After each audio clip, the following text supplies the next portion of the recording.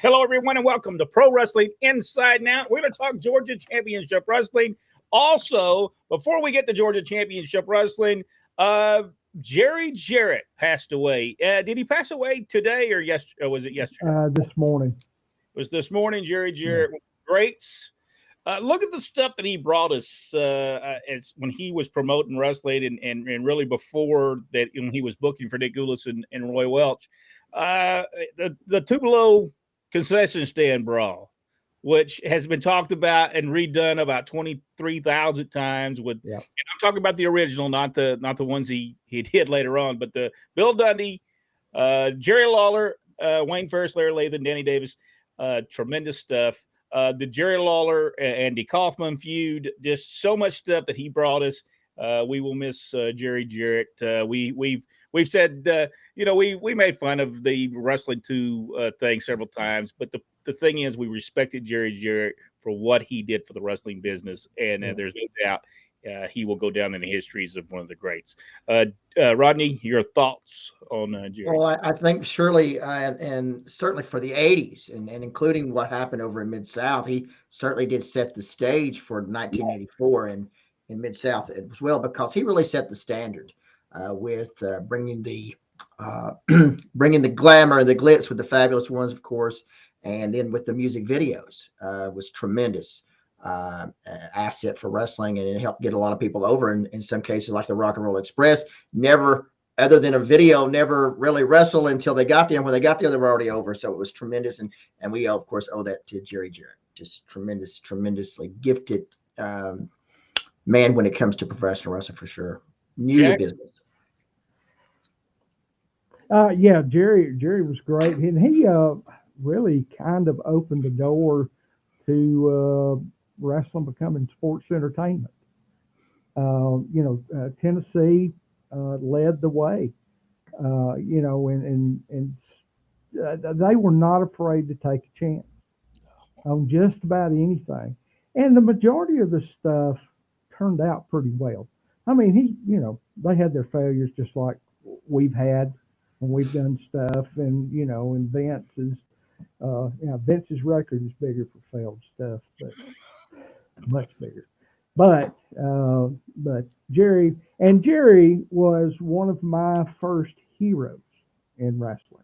I remember watching live when Tojo, who had been his partner, came out. Jerry was in the ring wrestling, and Tojo walks out and starts slapping Jerry's wife sitting in the crowd. And that started that whole big feud that they had. It was great TV. I know it was great because my grandfather was a preacher, and he said words that preachers don't usually say.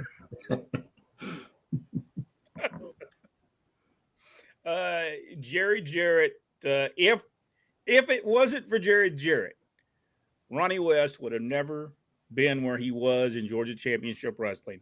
So we got to bring that one out because he was Jim Barnett's right-hand man for over 10 years. And if it wasn't for him, because Jerry Jarrett said, this is your man to be your right-hand man, and this is who you need to listen to. And rest in peace, Jerry Jarrett. And I said it's a very sad day.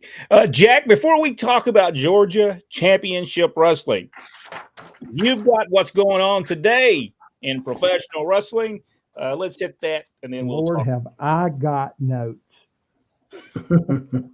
The WWE is being taken to trial here in next week from an accident. I'm not sure where this happened at. I want to say Florida. I'm not for sure. But one of their prop guys, who they were very quick to say, well, he's a contractor. But he was in a van rented by WWE, and he hit a guy on a bicycle. And now this guy's permanently maimed for life, I guess, because he's asking for over $1 million, and WWE turned him down to settle it for a little over $1 million. So they're going to trial next week, and I'm pretty sure WWE's going to regret not just paying him $1 million. Those kind of lawsuits. And as we speak of lawsuits, the lawsuit brought by Major League Wrestling against WWE was dismissed today with a stay order, which means MLW has 21 days to respond with more evidence, or everything is closed permanently. And what they're claiming is that both Vince and Stephanie caused TV deals to fall through with both Tubi and Vice TV. Now, I think they've worked things out with those now, but it delayed them several years getting the deals that they should have gotten all those years ago, at least by what they say. While we're on the trials, just to get this, Jeff Hardy pretrial next week in Florida. His lawyers have been trying to get a plea deal set, but so far the district attorney there is not interested. Whoa. And Tammy Cinch, Sonny, her pretrial is March 23rd in Florida. Florida don't play, apparently, with drunks, drug addicts, or pro wrestlers. So, And I'm glad you said pro wrestling because I was going with Ho. now on sad news, Peacock will no longer be free to subscribers of Xfinity Comcast, and that we're all going to have to start paying for it. It will probably go into effect right before WrestleMania.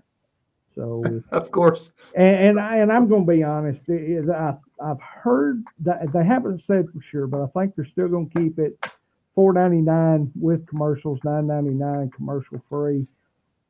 That is the majority of stuff, of all the stuff that we watch here at my house, because we subscribe to everything.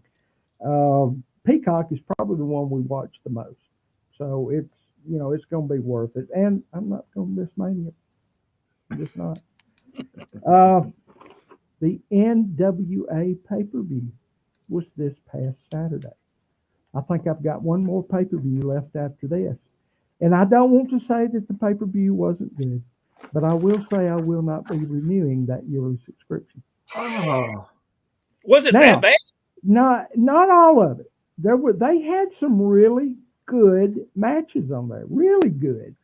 But they had two that were not good at all. One, it would have been okay because you could have got past the EC3, and you guys remember Alex Riley? That used to be on WWE. He was paired up with the Miz, and then behind the scenes, they had done a deal where they turned on each other or whatever, and Miz got him fired because he told Vince Alex was too stiff. So anyway, using his real name, I think it's first time in maybe 6 years that he's been in a ring. He comes out using his real name, Kevin Kiley Jr., because Senior obviously is such a prominent name somewhere. Had one of the worst matches I believe I have ever seen. The guy came out. Oh. Now I will give it to him. He had some really nice white tennis shoes, but his blue jeans didn't fit. His NWA T-shirt looked like it hadn't been ironed yet. It's like, I mean, they've been announcing this guy for weeks is going to be there, but it's like they just pulled a surprise on him at the last minute, and he didn't know that he was actually wrestling. And I saw EC3 getting a lot of heat for not catching him near the end of the match because everybody has to dive. And of course. but EC3 was positioned to where he needed to be. But when Kiley, when he come over the top rope, his foot caught the top rope and flipped him right down to the concrete. So I think NWA really needs to rethink the no pads on the floor deal until their boys learn how to actually do something. I hate to laugh about that. I'm sorry. And the Tyrus is the world champion. And I used to really like this guy, but I'm better than he is right now. And I absolutely suck at this point in my life. I have never seen a guy that out of shape with that much spandex on, which proves my rule of what I used to tell big guys: spandex only stretches so far. But he just plodded through this match. You had what was his name? Matt Cordano, yeah. Yeah, Cordano, whatever. Cordano. And that guy can honestly have a good match with anybody. Mhm. Well, that theory's out the window because it was just terrible. And there's so much confusion over who's heel and who's babyface, and I don't know. I couldn't catch it. Now, I have not watched the regular shows in a few months, but usually you can watch these pay-per-views and, kind of get caught up, but not with that one. That one didn't make any sense at all. Let's see. WOW, one of our favorite wrestling shows here at Pro Wrestling Inside and Out. These results just came in from their January 22nd weekend, I believe. They drew 326,000. During the same time period, Impact Wrestling drew 95,000. Now, WOW is drawing almost as much, sometimes a little more, than AEW Dynamite on Fridays. And the thing about that is that we know WOW is it's pre-taped and it's syndicated. They don't have a major TV deal, but they're outdrawing comparatively to they're outdrawing AEW. Wow. And Impact's just not even in the conversation anymore. And I hate that for them, but they're so far into left field, I can't figure out anything that they're doing. Two more things. Breakdown of how much the WWE sale will bring the McMahon family and cohorts. Vince, now, and this is if it sells for $8 billion, which is the asking price. Vince will take home $2.5 billion. Linda will take home $50 million. Stephanie will take home $170 million. Kevin Dunn will take home $24 million. Nick Khan will get $13 million. Frank Riddick, I'm not really familiar with him. Obviously, he's been there a while. He will take home $10 million, and Triple H will get $8 million.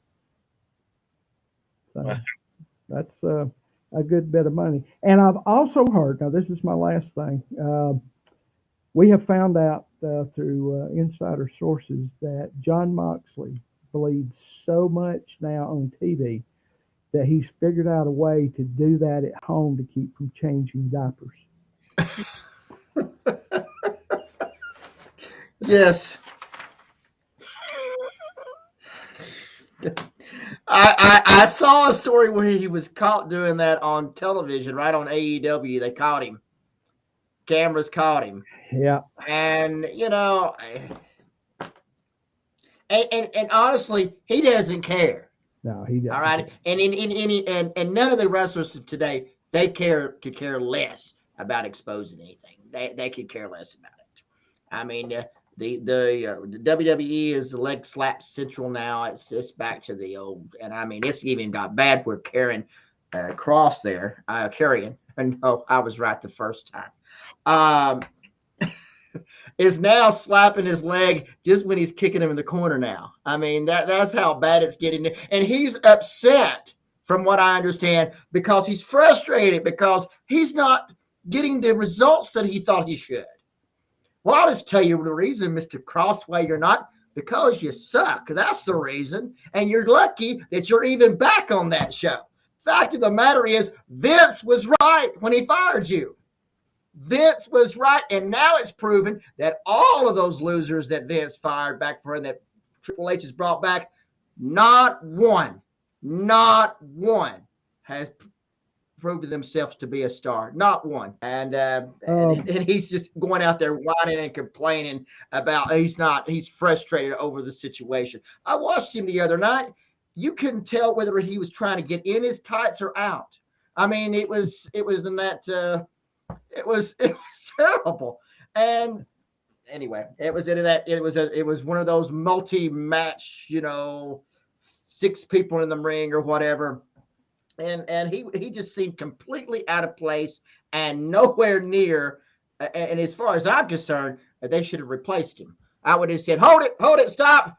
You're out. Put the in.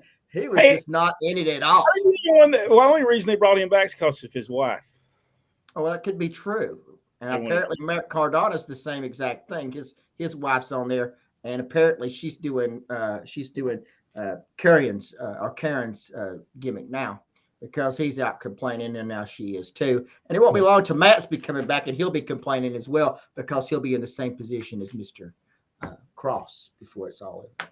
Well, there's some wind blowing out here, and it sounds like the places that get moved down here. It's like it must be. You know what it must be? It must be the wind from carrying Cross to complaining coming through, and we're hearing his. I can assure you that will endure him to management at WWE. It won't be long until he'll be back on NXT putting the ring up. Here's the thing. I got to ask you one question, really quick, Rodney. Is did you see? Now I've lost. All right, Jack, go ahead, because I've lost my train of thought. I was going to ask him a question. I don't remember what it was. Sorry. Brock Lesnar does not do a lot of interviews, but he had done one recently, and I did not read the interview or see the video, but I saw a meme somebody had made and took part of what he said, and basically the question is what is missing from professional wrestling today? And he said, we have got to get talents to understand that all this flipping, all this leg slapping, all this stuff doesn't draw people. They're going to have to learn how to draw a crowd individually. Yeah. And he said, nobody's doing that yet. Now, I think there's some up there that's getting close. Cody Rhodes, I believe, and of course, Roman Reigns, Sami Zayn. Boy, that's a hot angle right now, and I'm really looking forward to seeing where they go with this. But 3 guys out of a whole company that people actually tune into. And I think there's plenty of folks up there, men and women, that can, if they weren't so pigeonholed and told what to do, I believe they could step out like Steve Austin did years ago. Step out of those shadows and establish something that would actually get people's attention and draw back fans or draw first-time fans in so that they can, start increasing their audience size. But I thought that was significant coming from Brock. When you look at a Karrion Kross, or you look at the stable of wrestlers that today, and we're gonna let's verge into a little bit about Georgia Championship Wrestling. And if you took a wrestling 2, and you'll hear wrestlers today, you'll hear today's wrestlers that don't know who Wrestling 2 is, but sees a photograph of them and says, "Wow, they must not have cared back then." But what they didn't understand is Wrestling 2 was over better than most of the wrestlers today will ever be over. And it was because there was a Mr. Wrestling prior to it. And I don't know that Wrestling 2 would got over if it wasn't for Mr. Wrestling. because he kind of set the stage and said, here, he kind of passed the torch to a certain extent to Wrestling 2 and said, here's my partner. And then they do a little angle together. Roddy, you think the angle with Wrestling 2 and Wrestling 1, did it establish Wrestling 2 about the mask? Did that establish that the mask meant more? Without it, nothing else works. That was the deal, and I do believe that was Jerry Jarrett that did that.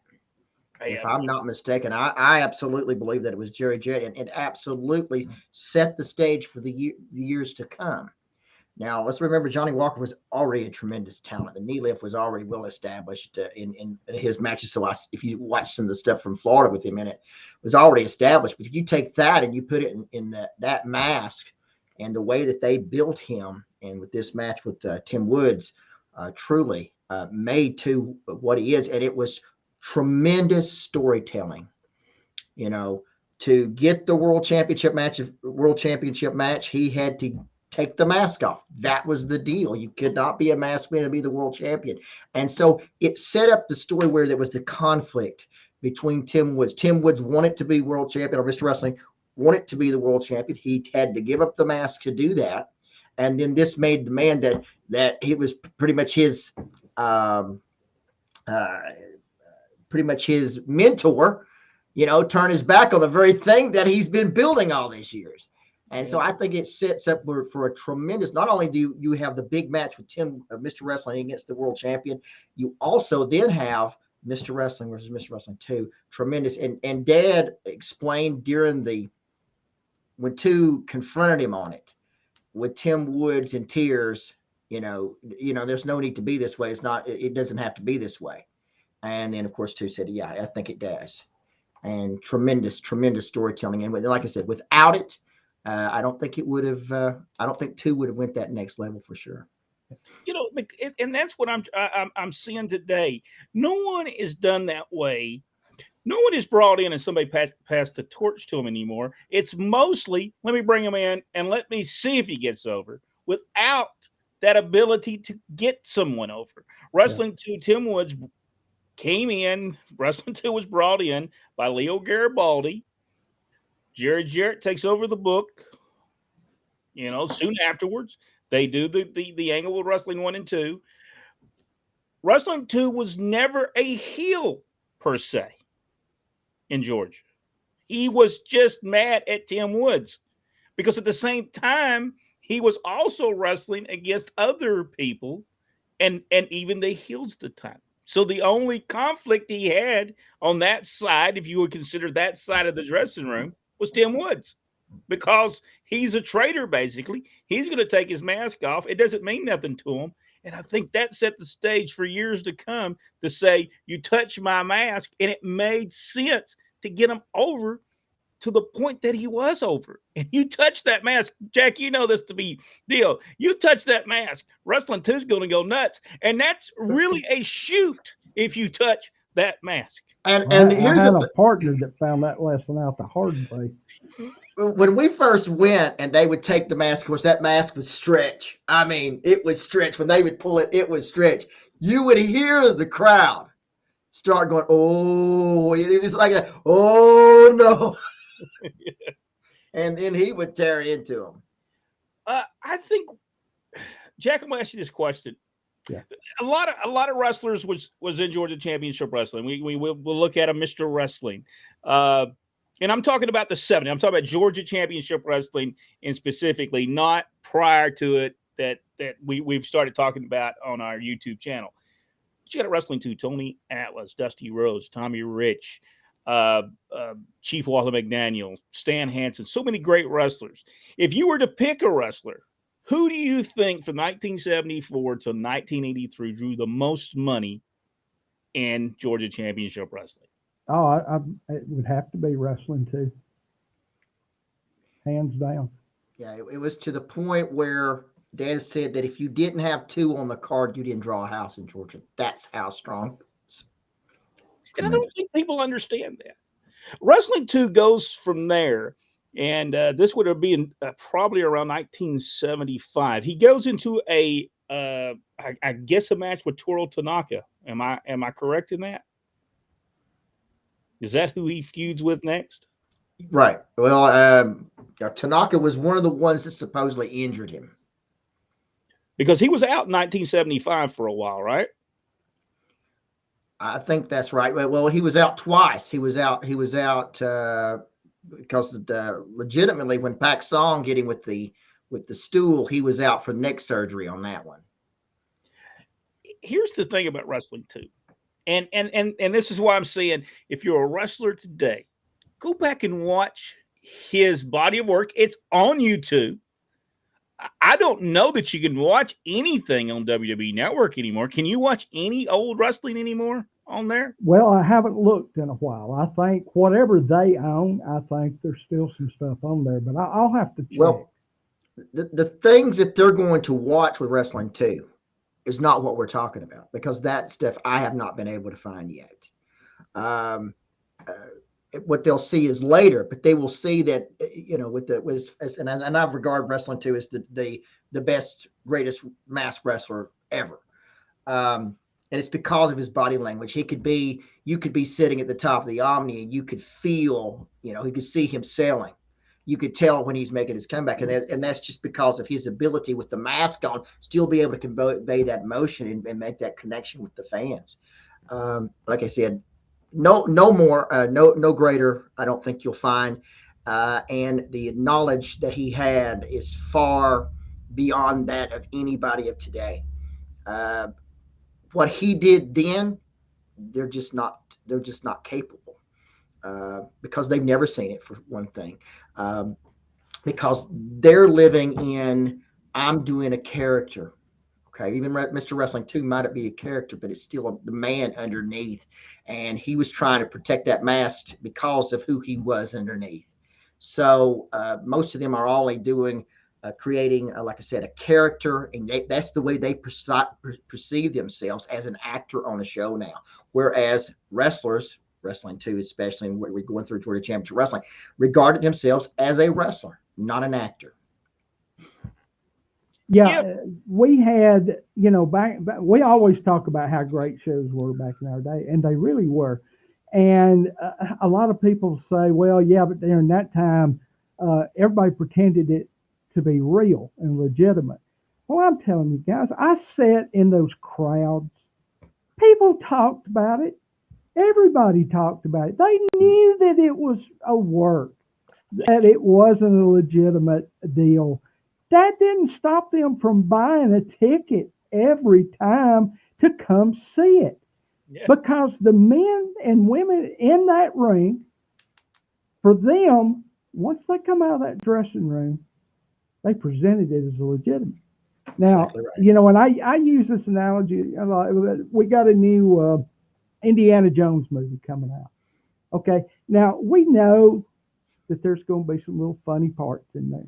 We know at some point he's going to grab a snake and lose his mind. That's funny, but it's not the whole of the story that is told in those movies. You've got an action character who makes you believe in what he's doing, and that's what makes you buy a ticket to go see those movies, is that you believe it. Now, it's a word. Yeah. You've seen the behind the scenes pictures, and unless you just close off all social media, but it doesn't matter. And it didn't matter back then. What matters now is that we don't have guys acting like it's real. That if you get hit, I would, and I have said that my whole career, I would rather you hit me and knock me out than to miss me by that much. It's because I cared about the business. I never tried to convince anybody that it was real. I just refused to have those conversations with fans. My deal was, well, buy a ticket and make your mind up. But the greatest compliment I ever got was when those fans would wait after a show and come and talk to me, and they would say this almost verbatim, almost all of them: I know wrestling ain't real, but man, you was really hitting that guy tonight. You was gonna hurt him. Yeah. Well, the one thing about, anyway, we're not making it about the wrestling. We're supposed to be talking about Georgia tonight. We're not talking about wrestling too. But Yeah. the one thing that he talked about is when him and Bill Eadie sat down and they knew they were going to do the program, they said right off the bat there would be none of this, easy stuff. When they threw them, it was going in. They're gonna hear them all the way in the back row, and that's exactly what they did. And Nobody slapped the thigh to help that out either. No, nobody did it. And I'm going to tell you, Two said that Superstar would hit him so hard he couldn't sell it. That's how hard he hit him. They meant it to look that way. They knew going in. Superstar, when he came in, they knew coming in, they're going to make money if we do this right. Yeah. And they did. And that was something that lasted basically on and off from 1978 to 1984. I mean, they did it that long. Tony 83. Was Tony Atlas over better as Black Atlas than he was as Tony Atlas? If you go back and look at Black Atlas, he was over like there was no other.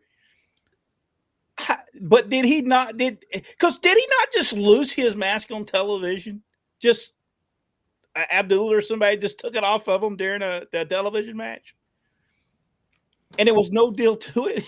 His mask just got. My recollection of that about Tony Atlas, Black Atlas getting the mask taken off, he was carried out of the ring on a stretcher and hurt. And in the process of them administering, care to him, emergency care to him, they took his mask off. That's what I remember. I never can find any place where he had a match where he would lose it. But Tony Atlas, even though not as over as Thunderbolt Patterson comes to Atlanta sometime in 1975, correct?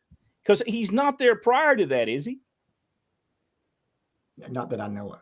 Unless he was there, way, way back, because Thunderbolt had wrestled for a long time. Thunderbolt Patterson, Ole Anderson, some of the great matches.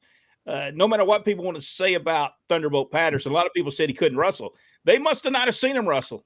Because if you watched Thunderbolt Patterson several times, Jack, you've seen him in Columbus. Thunderbolt Patterson could wrestle.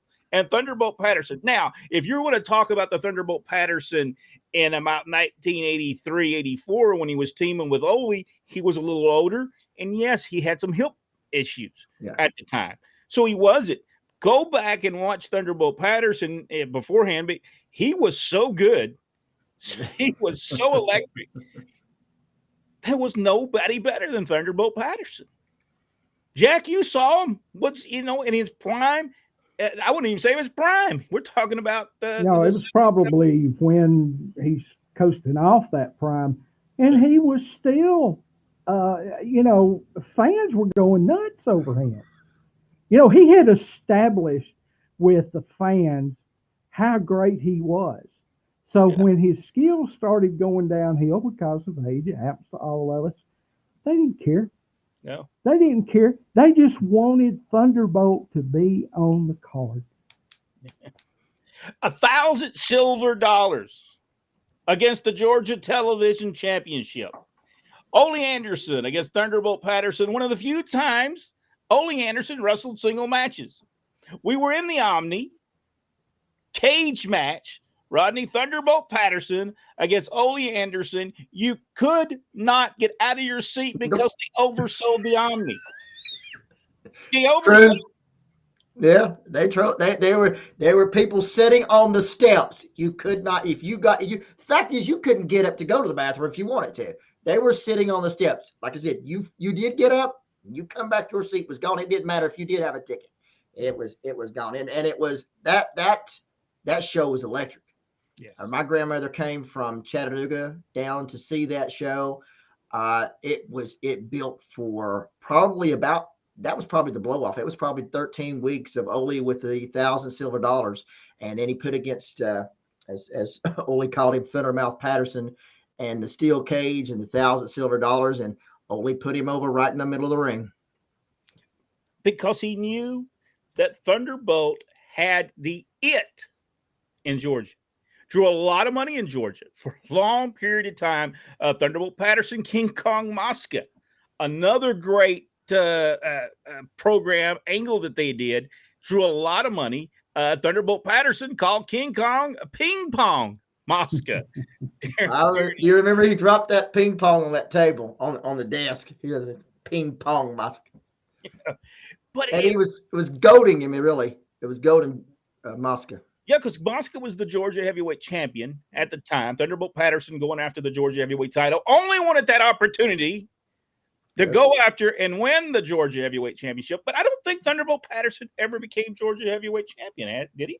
No, I don't think so. I know Georgia television champion, maybe Georgia tag team champion, but I don't think he ever got the heavyweight championship. Could you believe the money that could have made if Thunderbolt Patterson would have won the Georgia heavyweight title back in the late 70s? Now, they may have had to, when he lost it, whoever won it may have had to fight themselves out of the building. Tommy Rich comes to 1977, maybe the end of 1977, to Atlanta. From 1977 until he leaves, which is sometime in 1980, Tommy Rich, there was no over more than Tommy Rich was in Atlanta, Georgia. From the beginning, really. They team him up with a bunch of people. They team him up with Tony Atlas, Thunderbolt Patterson, a ton of people. And they did the angle with Abdullah the Butcher, where Abdullah the Butcher just beat him, but he kept on coming back. Which Jim Barnett told Ole Anderson he thought he was killing him. You're going to kill the boy. She says, yeah, you might as well send him back to Nashville. He's dead. But he wasn't. He kept on building him because he kept on fighting. And then Tommy Rich started teaming with people. And they let him sell. Jack, was that the key to Tommy Rich? Was he would sell? Everybody in those arenas identified with Tommy Rich. And I've said this many times. During that certain time period, Tommy Rich was probably one of the best baby faces on the planet. Yeah. I read an article the other day where the topic was the top biggest mistakes made by the old school NWA promotions. And they listed number one is Tommy Rich's short title run. And I thought, man, y'all are idiots. I mean, it's one thing to set, revisionist history and, and throw this stuff out there. But when he won that title, I don't know that there was a person in Georgia that sat down for a week. Yeah. That's how excited they were. It was just, Tommy was just loved by everybody. Yeah.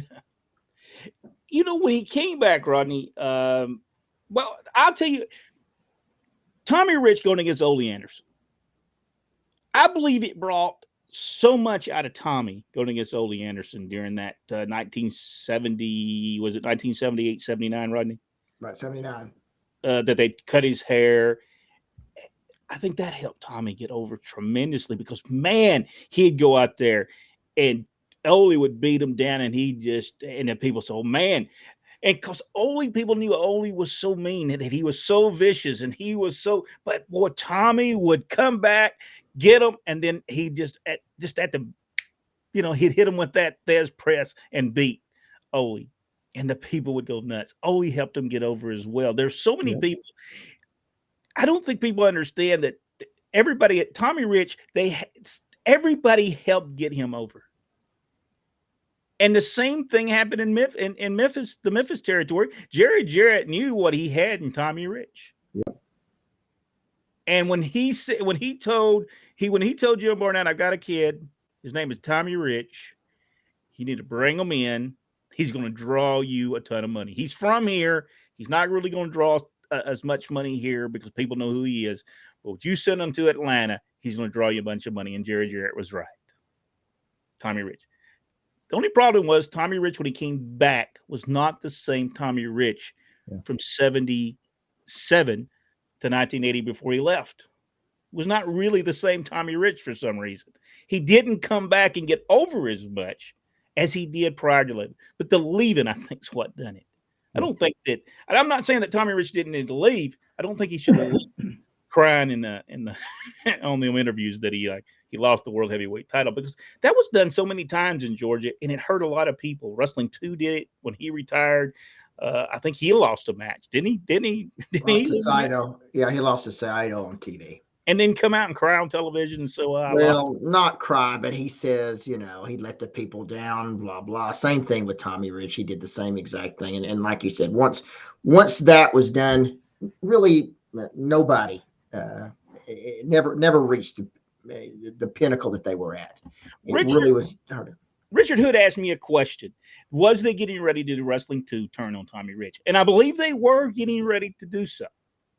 I believe what happened, if I remember correctly, Dad said they were afraid they would split the crowd. And because Tommy was not over as well as he at the time, and Wrestling 2 really wasn't over the way that he had been before the time. So they thought they'd split the crowd, and that would not been good. Because regardless, you got to have a heel and babyface for the people to react to something, or they really don't react. They just kind of go, well, now who am I supposed to go for here? It's not. Let's talk about the Fabulous Freebirds.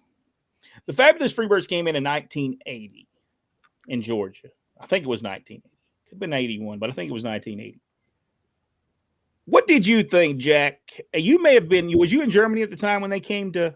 No, I was still at Fort Benning, Columbus, Georgia, and I was in the Omni when they debuted as the 6-man or 3-man deal. And I'm telling you, to this day, I have never felt that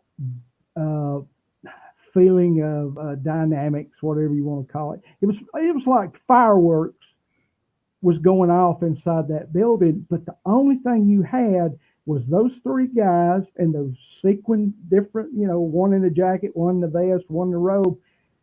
But when that single light was on them and they walked out to that music, it was like electricity run through that building. I have never experienced anything like that before or since then.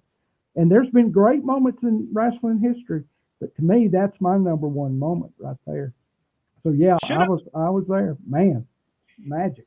The Freebirds could have drew a whole lot of money if so many bad things wouldn't have happened during that point in time. Bookers, change their bookers. Yeah. Ole Anderson brought the Freebirds in. Robert Fuller ended up booking him against him and Plowboy Frazier. We've talked about that before. It should have been 2 other guys. It should not have been Robert Fuller and Playboy Frazier. It could have been Robert Fuller, but it needed to be somebody that was established in the territory. Robert Fuller wasn't established in the territory, and certainly Plowboy Frazier wasn't established in the territory. So they needed at least one established wrestler to team with Robert Fuller to go against the Freebirds. The money would have been in Wrestling 1 and 2 against the Freebirds. That's where, if you would have done a 12-week program, that was going to be the money. But I don't think Tim Woods wanted to wrestle. No. But you could have at least done it with Wrestling 2 and Robert Fuller. At least you would have had something, but I think there was a little heat there, and they sent Wrestling 2 to Louisiana. Or Bill Watts might have wanted them in Louisiana, needed them in Louisiana to draw some houses. Freebirds, Rodney, were they made to be too tough? They were too strong for sure. To the point where the fans were starting to yell for them. I mean, that was unheard of in Georgia. But yeah, to the point there was a match on there that I watched recently with the Freebirds against Ted and Jerry Oates, and the fans were actually hollering for Betty and Terry in the match. By that time, it probably should have went ahead and turned them at that point. But then everything, for whatever reason, was waiting for Tommy Rich's return. And I hate to say, but as always, I told Dad, I said, well, when Tommy gets back, we'll draw a lot of money. And I said, I'm not sure where you're who you're thinking about it. If you're talking about Tommy Rich coming back, I said he's deader than a doornail. He's not going to draw flies when he comes back here. And it did okay. It was okay, but it was nowhere near what they thought it was going to be. And actually, with Michael Hayes, and let's be honest, Hayes could talk circles around anybody. Yes. They needed someone that could stand toe to toe with Michael Hayes, and nobody could at that point. Not nobody in that territory at that point. They could not. They didn't have the charisma. Dusty could, but for whatever reason, Robert kept Dusty away from the Freebirds like the plague. I'm not sure what it was. Maybe he was afraid he'd take them to Florida. I'm not sure, but. I believe Robert Fuller wanted to be in the main event, so you get the main event payoff. Well, that's always the case. That's always the case for Robert. Yeah, and Dusty Rhodes should have been in there. Robert Fuller should have started the first match, second match, third match, and built himself up instead of just thinking he was the main event star. And let's just put myself on the main event because I'm Robert Fuller. Mickey has a point as well, and I think that was one of the things that because he was talking about that Fantasia, the three-way triple round robin match where the Freebirds won everything in that particular night. And I understand you're trying to get everybody over, but I'm not sure they should have put them over. Well, I guess they had to because two and the Assassins and one, the Assassins were all leaving, so that only seemed right. But it was probably too fast for them to be champions. Right off the bat, they should have had to struggle a little bit for it because they come in and they run over everybody right in the beginning, and nobody was standing against them. Nobody. And then by the time the Junkyard Dog got there, which was awesome, and it would have been awesome for Georgia just to come in permanently. But Watts is not going to let his big star go. Let's just be honest. He was just there to get on TBS and make him a superstar. That's what he was there for. But the Junkyard Dog would have been huge in Georgia if he could have stayed there permanently. I mean, he'd been there for a while. Because I don't get the Freebirds. Did he ever wrestle Columbus? Yeah, you were there. Not that I ever saw. I think he just did the Omnis. Tommy Rich. Well, let me go back to Tommy Rich for just a second. When I say that Tommy Rich was not over like he was, and up north, he was over like there was no other. That's correct. In Ohio, in West Virginia, take him there. Tommy Rich was a superstar. He was like a rock star there. You bring him to Georgia, sometimes you could hear crickets in the building. And it's because he did so much in Georgia that he kind of hurt himself. When he came back, he just wasn't the same guy. He wasn't the same Tommy Rich when he left. There was also the incident with, when he went back to Tennessee for a while, he worked heel. Yeah. And it would have been fine if nobody had known about it, but not long before he came back, it finally hit the magazine. Yeah. And I remember sitting up there and people talking about that. Yeah, I'm so disappointed in Tommy. Yeah. And so they knew that because they believed in him. Yeah. They believed that he was the perennial, however you say that word, baby face. Yeah. And then when they read that, oh no, Tommy's gone to the dark side. Yeah. I mean, I heard all that, So that, honestly, I think played a big part in that. Yeah, I think so too. And the people in Georgia knew who Tommy Rich prior. In Ohio, they didn't. They didn't see Tommy Rich in that light, and as they did in Georgia. Bad time in Georgia. Bad Leroy Brown, Kevin Sullivan, Steve Kern, guys that I don't think understood the Georgia territory. The Georgia territory ran different than the Florida territory or ran different than the Tennessee territory. You couldn't do. Here was the problem that had when Jim Barnett bought the Chattanooga Inn from Nick Goulas. Our father tried to explain this to him, and he said, Jim, the people in Chattanooga are a completely different kind of breed of people. What we do in Augusta is not going to work in Chattanooga. And he tried to explain that.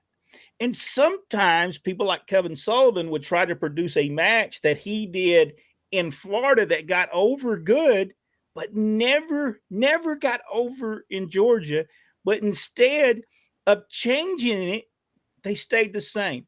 And this is what happened. And we were in Carrollton, Georgia. Was it probably every Saturday night, Rodney, for a while? Yes. And there wasn't. I would grant you, Rodney, 75 people.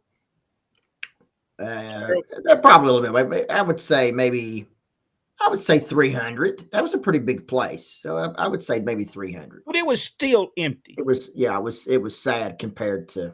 And it kept on getting worse. And worse.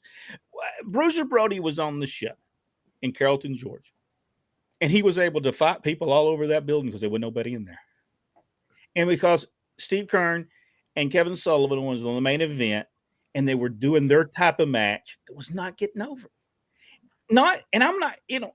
Maybe it was the booker's fault.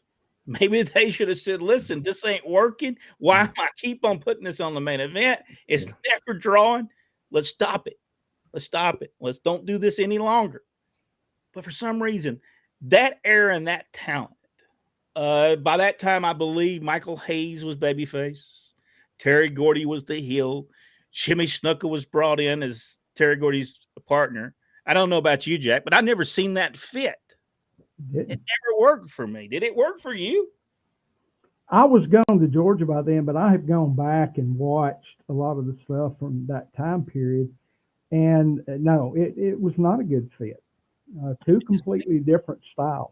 They did not gel together at all. You would have put Jimmy Snuka with Michael Hayes, put Terry Gordy as the baby face. You may have had something there. It was just, Rodney, was it messed? Or was that just a round of? I said that when it happened. Yeah. And of course, I was told I was stupid and didn't know what I was talking about. But man, I thought it was always. I thought it was always backwards. I thought it was always backwards. I think there was an MFer and all that kind of stuff in there. Always, but we just that was just normal everyday routine language for us. Well, let's talk a little bit about things that were good, and I want to talk about Buck Robley for just a second. Buck Robley did some really good things in Georgia for the small amount of time he was there, and then he did some things that wasn't so good. But Buck Robley's booking compared to Robert Fuller's was night and day. You could tell the difference. You could tell a new booker came in and something clicked. Rodney, there was a difference between it. Robert's booking was kind of subdued to a certain extent compared to Buck Robley. Yeah, as I've seen before, he brought Mid-South to Atlanta. That's exactly what he did. And he put on some really good matches for TV. I mean, there was some really awesome matches. And he was the one that did the pile driver thing with Ted DiBiase. That was him. And of course he got, that's history. And as Brody puts the guy he kicks him, and then, the firings begin.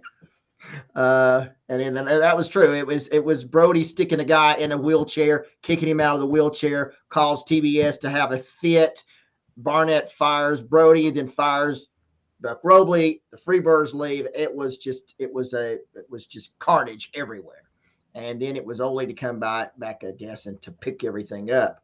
But yeah, it was. But Robley did have some great shows, and then he started really intensifying the storylines. I thought with a lot of the wrestlers, where they were kind of, they were timid, but they were full blown storylines when Robley came in, and he was trying to take it to that next level, to the more personal. And what he did with DiBiase, if they would have been able to bring DiBiase back against the Freebirds and not against whatever, it would have worked so well. Yeah, it would have worked so well, and I think it would have gotten DiBiase over, which that was the point. That was the point, and that DiBiase wouldn't quit. Even when he's hurt, he wouldn't quit. And I think it was setting DiBiase on that, on the trajectory of becoming the big star, which I think Robley saw that DiBiase could be it while Tommy was fading. And here's the thing. Robert Fuller kind of gets let loose because of Ted DiBiase to a certain extent. I think Bill Watts didn't really appreciate what Robert did with Ted DiBiase as well. I don't think anybody, Ted DiBiase certainly didn't like what was being done to him, because we were in the car when he was telling us that he didn't like what was being done to him, that he believed he was being killed on purpose. Yes. And we agreed with that, actually.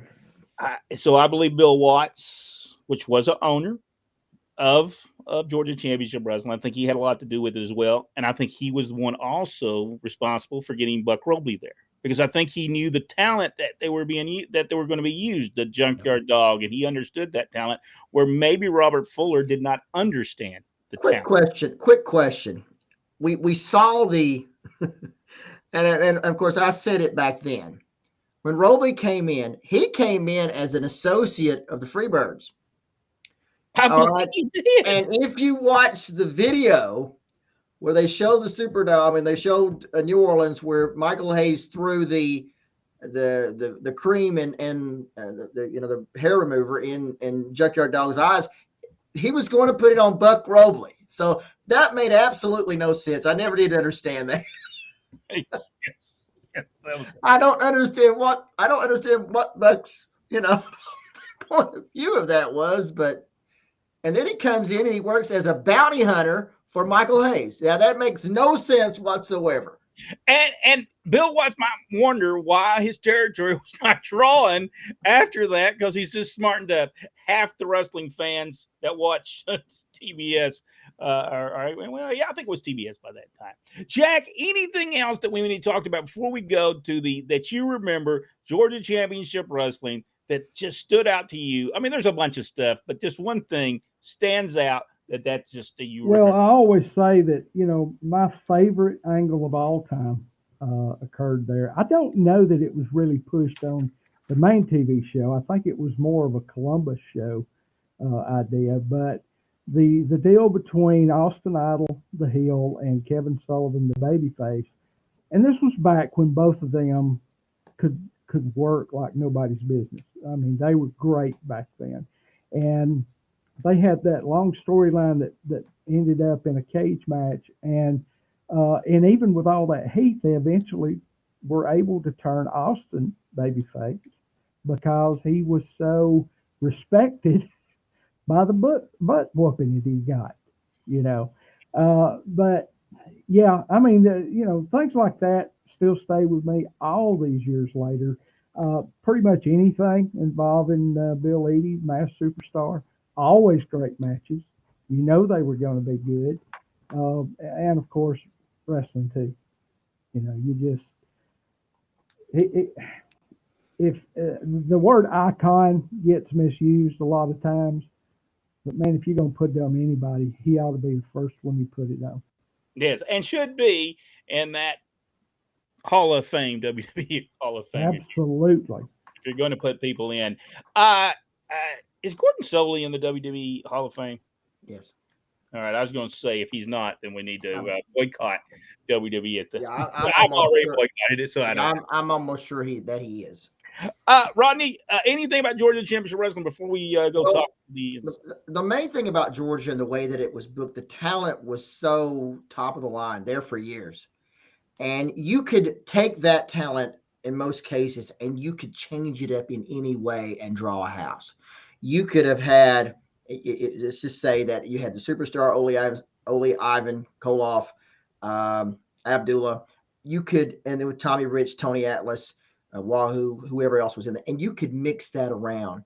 Not many places could do that, but Georgia Championship Wrestling did. And the main thing that will always stick out to me, especially once we got away from there, is how much time and effort it took to make sure that the matches were different in every town.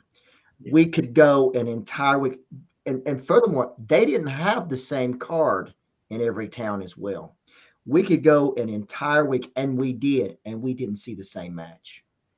Even with the wrestlers working with each other, we never saw the same match. I can verify that because I would go to Columbus on Wednesdays.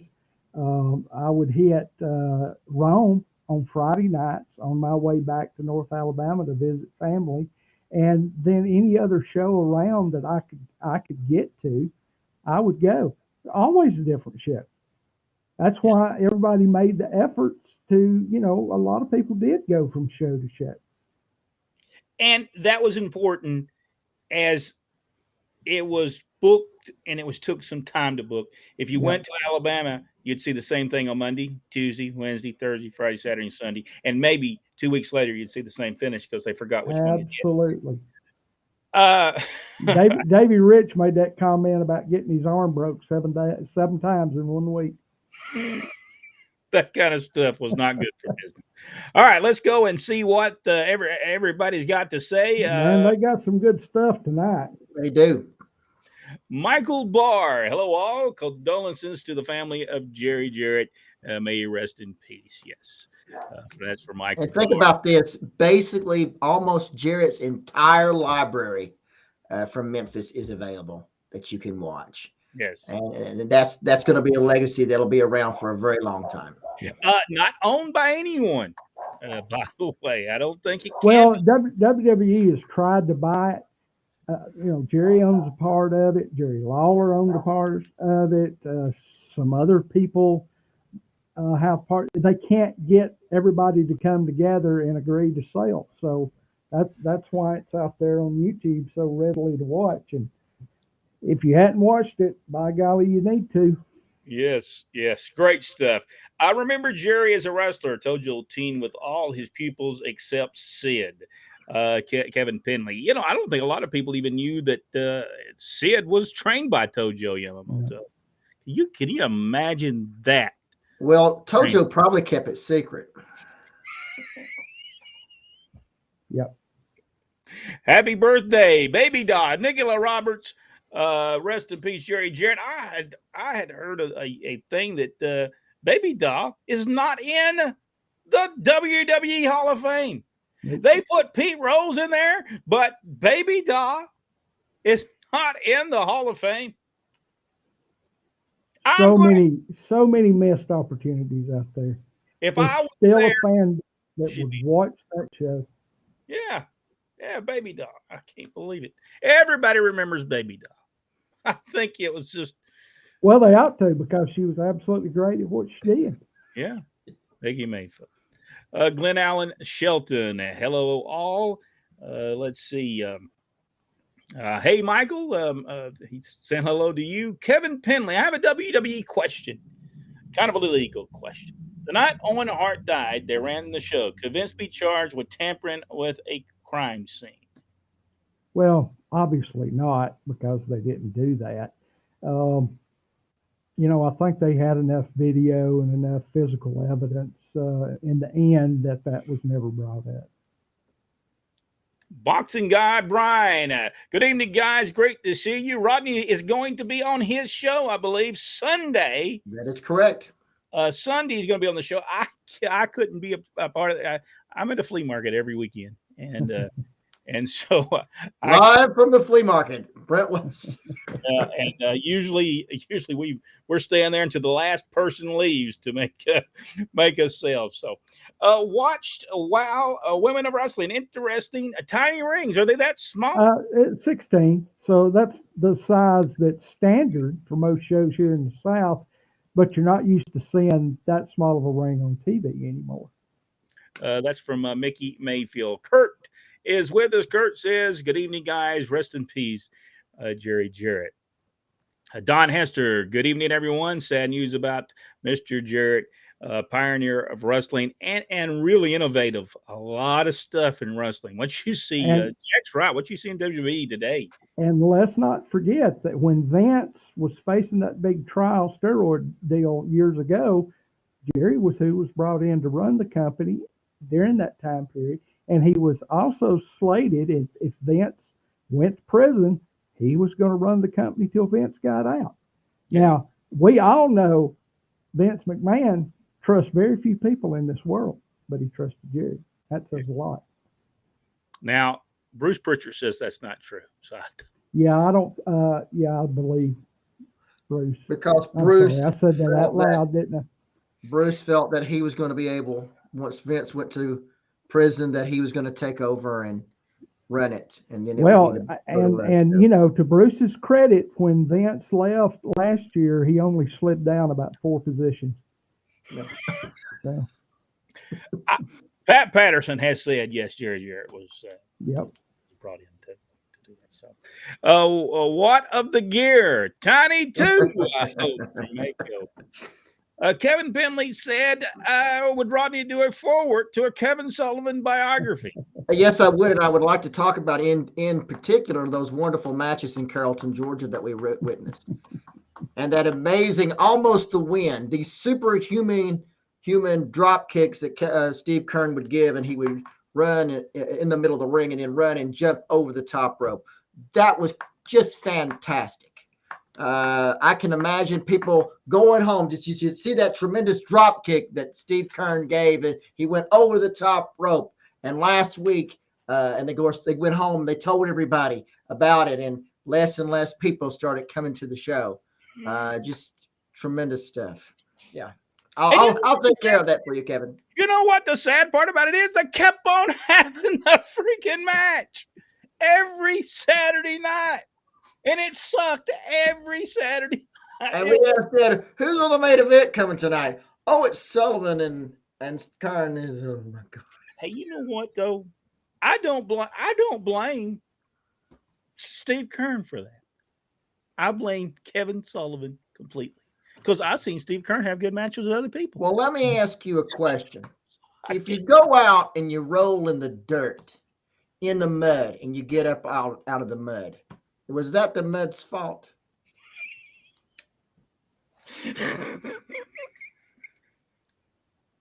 Well, it's hard to clean up all that mud by yourself, so I'll just leave that thought out there too. Hey, he didn't wrestle by himself in those matches, let me tell you. Mako, same as AEW and WWE. I'm not for sure what we were talking about at the time. Mickey Mayfield said. Greetings from Goof. Well, Gil. yes. Goof. That's right. I hope that you're all well. Watch out for the balloons in the sky. That's true. I called in a balloon to the Air Force, and they were sending out somebody to shoot it down. Then I realized it was bird poop on my windshield. Oh. Richard Hood, hello, fellows. Richard Hood also said, rest in peace. Boy, Richard's been sending me some tremendous stuff to watch. Oh, I mean, excellent stuff to watch. And it's been enjoyable. Thank you so much, Richard. I certainly do appreciate it. Let's see. Michael Barr, well, I guess I do not watch the Peacock Network. I will not have to pay for it. if what I would like to see, and I contacted a guy about 2 weeks ago that's with the WWE Network, and I said, listen, you're so missing a small, I wouldn't even say a large portion of wrestling fans, that if you would just tell the story of a Tommy Rich, or you would tell the story and put this all together with the video they have, the Rock and Roll Express. Can you imagine the video that someone could set, and with Ricky and Robert, and the stuff that you could produce that they're not doing and they're missing? And I guess like anything, that's that old wrestling. I don't care about that. And which is sad, because there's such a huge group that would watch it. I'm about to turn 64. Folks get my age, they have a little bit more disposable income because we've lived this long, and that's something we got. We would be watching that stuff. We would be. Let me tell you what. I've had my issues with Tommy over the years, but if WWE came through with a Tommy Rich T-shirt, I would be buying that sucker, and a lot of other people would too. There's just a whole clientele they're not servicing out there, and nobody is. And I told the guy, I said, listen, we could take a Tommy Rich and tell the story of Tommy Rich. We could tell the story of Memphis. Then we could tell the story of Georgia, and the people would watch them, and they would think to themselves, man, I wish there was another Tommy Rich in 2000 and something, 2024, 23. because the stuff was so good. The stuff was so good. And here's another thing. There's so many of those guys that are still out there, still able. You should be bringing them to that training school down there in Florida and letting them say, well, this is how I got over. Yeah. They don't have to get in a ring with nobody, but there's nobody teaching them this stuff. No. Psychology is just not there anymore. Don Hester, we have yet another wrestling promotion just starting up and can be seen on TV. MLW Underground Major League Wrestling is now on Reel's channel every Tuesday night at 10 p.m. Eastern Standard Time. Yeah, they're not new. They've been around several years, 10, 15 years, I guess. But man, they've got some great talent on there. Just outstanding. That Hammerstone, that's their heavyweight champion. I don't know how he's been looked over because this guy's got it.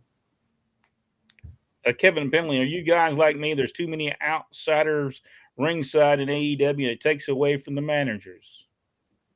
See, I've oftentimes thought, Kevin, that they pay their crowd to be there. Well, according to their numbers, they're not having to pay quite as many as the other. Jack, that sounds like the Killer Kong's entrance when they both tripped coming through the ropes. Mickey Mayfield. I like those guys, though. Yeah. Let's see. Keith left because he said we were boring. Okay. He must have been watching a Kevin Sullivan, Steve Kerr match. That's what he was watching there. Let's see. Kevin Penley, Jack, see where Mike Jackson ran a show at the Comic-Con. Actually, he didn't run it. He just wrestled on the show. It's a promotion out of, I believe, Walker County. And they run a pretty good show. They got some great talent on that show, and they draw very well. But yeah, Mike, it was called CamiCon, and it's a huge deal here in Alabama. They do really well with that every year. Michael Barr, Keith, there is nothing boring about the show. It's just gotten started. Well, sometimes maybe it is boring, Keith. Sometimes you need boring, so the excitement build up to something, buddy. He's just used to all of that high flying flippy floppy stuff. Jack, I told you we build up. Do all the high spots at the beginning of the show. Do the high spots at the beginning. That's exactly what I was going to say. They are not used to anything wrestling related telling the story because we kind of build, and then we hit you with the jokes. We got to have something to talk about first. We got to have some material. So John Moxley must be a freak leader. That's what. Man, I'm telling you, every single time. I think I've seen one match out of him in the last year that he didn't get colored, and I'm betting he dropped his blade getting in. It's Wonder today. He said, "Hey, stop! I'm supposed to bleed right here. Could somebody go get the blade?" Kind of the way they are. Ever notice before a commercial they do a high spot and then go to picture in picture? Kevin Penley. Yeah, it's the same. It's the same routine. Dive over the top rope. You can usually call it. Yeah, you can usually call it. Right. Same format all the time. I did notice that they did the picture in picture a lot with Raw because I actually saw commercials through the show when I was fast forwarding through it earlier. I do not watch but bits and pieces. I did watch the Cody Rhodes and Paul Heyman segment and loved every moment of it. Probably one of the best I've seen in years. And the one with him and Sammy, Cody and Sammy the other night was really good too. Tell a story. Tell a story. That's the most important thing. You don't have to do all the hot spot. Tell a story. Hello, guys, and everyone from Rick Brooks. Rodney's he was on his soapbox. Yes, he was on his soapbox. And see, Keith left before the soapbox happened. Maybe he felt maybe he's a age man at the beginning. Maybe he was a Karen Cross. Well, we did miss you last week, Rodney, and I understand you went to coronation. Well, I mean, Brent said you were wrong. So. Right about that, boy. TV has all but killed the business. They want action. They do a pile driver. They just pop up. Going to the next time spot from Kevin Penn. I don't know that TV's killed it. Believe me, the business is killing itself. People in charge. Yeah. It all comes down to storytelling. It's the build up and the payoff, mostly the timing. And we're seeing this. I mean, you're seeing this with Roman Reigns and Sami Zayn. You're seeing it. You know, they've taken a tremendous amount of time to build this thing up, and so now the payoff is coming, and that's what Mickey's talking about. And they did it in a classic way. I mean, that was just it is classic, and it's beautiful, just a masterpiece, really. Paul Heyman, I believe, has a lot to do with that one. There is too much wasted talent in the WWE for Michael Barr. I would agree with that. Yeah. I've seen some great talent there, and then just keep them. Like, I like the Street Profits. I watched one of their deals in a 6-man tag, and I like them, but their gimmick is stupid. Yeah, and I think that the fans have been ready for months for them to split up. They either turn on each other, go their separate ways, something different. They still get over, but it's the same. They just do the same thing every week. Yeah, it's monotonous. And two very talented guys. Yeah, they're great talented wrestlers. They just put them in a stupid comedy routine thing that just they're wasting their talents. They're so good that they could really be good, but they're wasting their talents. But Jerry Jarrett did indeed book the Wrestling 1 and 2 mask angle from Tony Richards. Kevin Penley, was Johnny Walker a heel as the grappler in Florida? Yes, he was. And prior to that, he was a babyface there too. Had a great angle with Buddy Colt. Yep. Yes. Matches available on YouTube you can watch are tremendous. And tell a story. They told a story in those matches about and mostly the arm. There must have been a lot of things went on in the arm,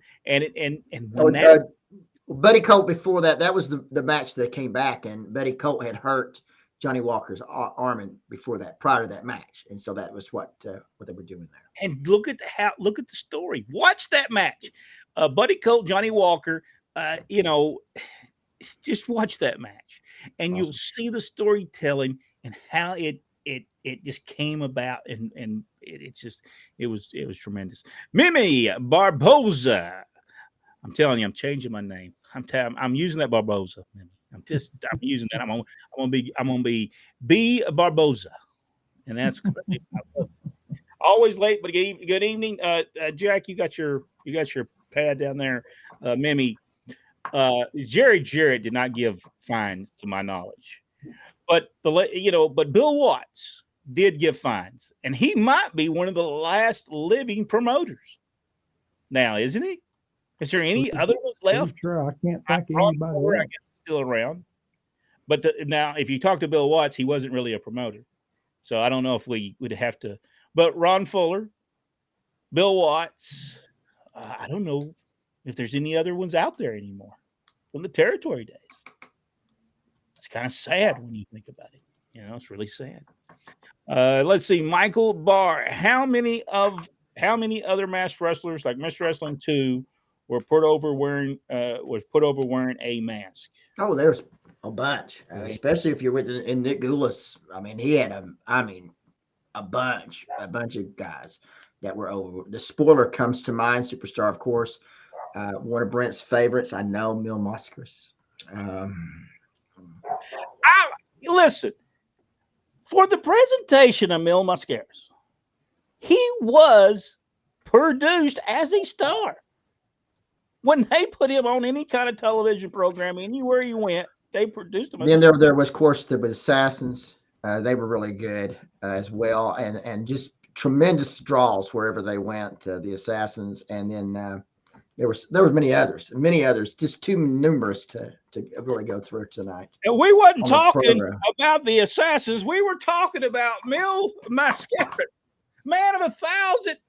Somewhere I've got his mask out here. 1,000 masks and 0 sales. And the Infernos were tremendous draws wherever they went. Yes. They were just huge draw. I was going to say something, and now you know what, I'm getting old. I don't remember nothing. Mighty Yankees, they did good. All right, let's go to Tony Richards because it'll come back to me. Okay, probably tomorrow. Tony Richards, I don't think the wrestling magazines gave Wrestling 2 the credit during the 70s that were the reality of his drawing. I think most of it went to Mil, Dusty, and Tommy Rich. I don't know. Wrestling 2 got a lot of coverage in the magazines. He did. Bill loved them. On the other hand, Georgia didn't really have to have as much media coverage because they were drawing. Oh yeah, drawing big time, man. I think Jerry Lawler. I'm gonna have to ask. Well, I'm trying to get Bill after WrestleMania, and we'll have to ask him because we want to talk Georgia Championship Wrestling and Jim Barnett and Ole Anderson, her father, and everything that. And I told him, so we haven't talked about it, and I like to get him on, so we're going to try to get Bill after. Charlie Platt will be with us next week.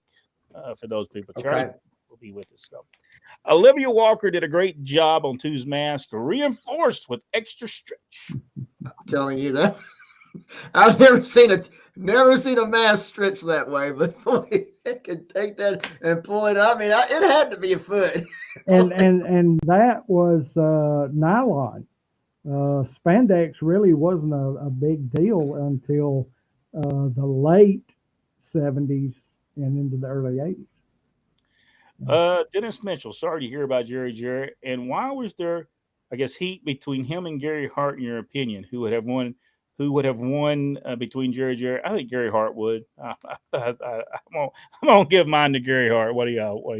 I read Gary's book, and which, if any of you guys can find it out there anywhere, it's fantastic. It's probably one of the best wrestling books I ever read. But he did not like the way Jerry did business. Yeah. He didn't like the low payoffs. He didn't like a lot of the storylines and angles. He thought it cheapened wrestling. And of course, we all have our opinions about things like that. Not saying he's right, not saying he's wrong.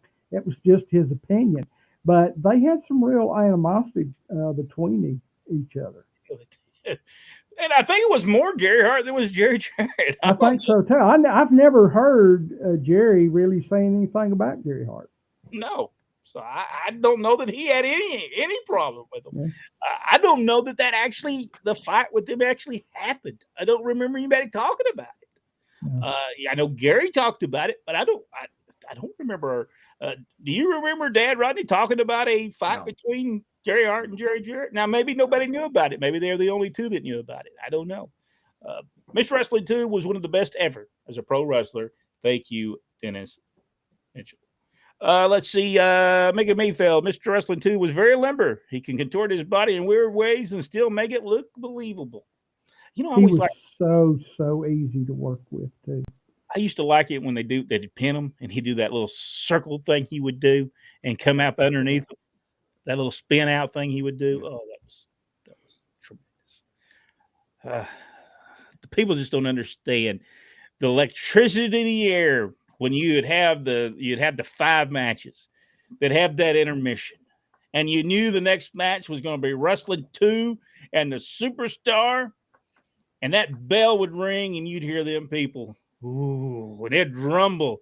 People would run to their seats getting ready to watch it. Damn, there was nothing like it. There was nothing like it. I mean, heat between Gary and Jerry, and how did you get along with both of them? The times I talked to Jerry Jarrett, which was not many times, I always got along with him. I think Rodney, you got along with him. Yeah. Jack, did you talk to Jerry any? Yeah. Gary Hart, I don't know that I ever spoke to Gary Hart. Rodney, did you ever talk to Gary Hart? No. And he was not, he was where we were at, but he wasn't where we had access to him. Yeah. He didn't stand around talk. Now we talked to a lot of guys, but Gary Hart was not one of them. And by the time Gary Hart was there in 76, 77, so we were not going full time as much as we did later. And when he came to Georgia with Kabuki, they were in and out. I mean, they would get finished with TV and then they would head back to the. I guess they'd get in the car and drive back to Charlotte, or back to Texas, or get on the plane to go back to Tennessee, or back to Texas. Gary Hart was working Carolinas and Texas at the time, wasn't it? Both territories. I believe so. Michael Barr, Mr. Wrestling 2 finish and move with his leg was his own patent as well. Yes, the knee lift was great. And we're going to try, in March sometime, we're going to try to get Robert back on, and we're going to play the music Knee Power that was done for Wrestling 2. And we'll play that. They sold them at the matches for a long period of time. I had one of those records somewhere, but I think they got hot and they rolled up like a taco. So there's no longer be able to play that. But I do have it. Robert sent it to me, so we'll have to. I wonder if Robert ever got masked for a Wrestling 2 mask and stuff to sell. I wonder if he ever got any of that. He never did get back with me on it, so I don't know. Maybe you get busy. So wrestlers used to have a little common sense, which they don't have common sense these days. Well, there was some back in the day that didn't have common sense, but the difference is that wrestlers policed them back then. Yeah. Mickey Mayfield, the atmosphere at the Minnesota Auditorium adds to your experience watching our childhood heroes go out every Friday night. Mickey, yes. I'm telling you, I've said this many times before. If you never got to go to the Atlanta City Auditorium, you miss probably the best experience of professional wrestling ever. And I know there were similar places all through the country, but my experience was there. And I can, if it was that great in Atlanta, it had to be that great in Kansas City and Dallas and wherever else they had these type buildings. But that atmosphere, I mean, as long as you didn't get attacked by a rat, was fantastic. It was. Even the rats was cheering and kept coming out. And I loved the auditorium in Atlanta. I think it hurt when they lost the building. Yeah. I think that hurt Atlanta when they didn't have every Friday night building to have wrestling. But man, the Omni never had that atmosphere to me. There was just something missing in the Omni. I think it was too big. Yeah, it just didn't have that. And not saying they didn't draw great crowds there, but the atmosphere was different. Yes. If wrestlers today made themselves their own character and had their own personalities, there would be better wrestlers. I think so. I don't know. You'd have to be very careful what they still said on television. Yeah. I understand probably today why they write the interviews for them. Because what if they did something or said something that they shouldn't have? And wrestlers even in the day said things they shouldn't have said on the interviews. And back then you didn't have sponsors. Today, I watched Bruiser Brody today, and there was a lot of edits in that. There's a lot of not beeping, but just silent parts and all through his entire. But I don't know. Let's see. Most of GCW wrestlers, as I watched on television, was hardcore wrestling. Am I right or wrong? I think it was a more legitimate kind of wrestling. I wouldn't say hardcore. Now, certainly they did street fights and stuff like that you could probably say were hardcore wrestling. But in the traditional sense of the word, there was really wasn't a lot of that that went on because you didn't need it. No. Rodney? No, Georgia Championship Wrestling wasn't hardcore. Well, I mean, it was solid. Let's just say that. Yeah. Of course, anything with Ole just about was solid. No doubt. Normally, all of if you're talking about chairs and that kind of thing, it came in the main event. They were used very sparingly, though. There was not something that was done all the time, and there's a reason for it. If you do it all the time, it doesn't mean anything, and that's the problem with any product. If you do something too many times, it loses its appeal after a while. I think that's an issue with today because they do so much in the first 2 or 3 minutes in a match that all of that stuff would have got you disqualified. You know, back in the day, there's no authority. Those referees, I don't know what they're doing. I don't know if they're just told to stand in a corner and, you know, have a good cigar or whatever, you know, but they're only there for show. They don't let them enforce the rules. And I think that's one of the biggest things. And I'm not just saying AEW, I'm talking about every promotion out there, with exception of WOW. That's the thing, you know, is there's no rules enforced. The referee is just somebody else in the ring. It's like they have no authority whatsoever. And how many great finishes have we missed over all these years because the referees could not do their job that they were intended for? Yeah. Great stuff. And they so I think probably what needs to happen, instead of having the referees, they just need a guy that goes 1, 2. This little. Well, they could always count themselves out. Who was it that lost a toupee during the match? Well, I've lost mine, so I don't know if anyone else has lost theirs or not. Jerry Stubbs did. Hey, you know, I watched a guy one time on the WWE television, and he got hit. Was it Rusty Brooks? Did he have one on? They elbowed him and went out and went on to like the second row or something. When Arn Anderson was first starting out, he used to come to Boaz, Alabama, and wrestle every Friday or Saturday, whichever night they ran. Hazel was the promoter there, and anyway, he was already wearing a rug at that point, even that early in his career. And I remember the guys talking about how he took a bump and he come up and it was just flat back. And the referee or whoever, it was a tag match, told him, you know, your rug's flipped. And he was like, oh.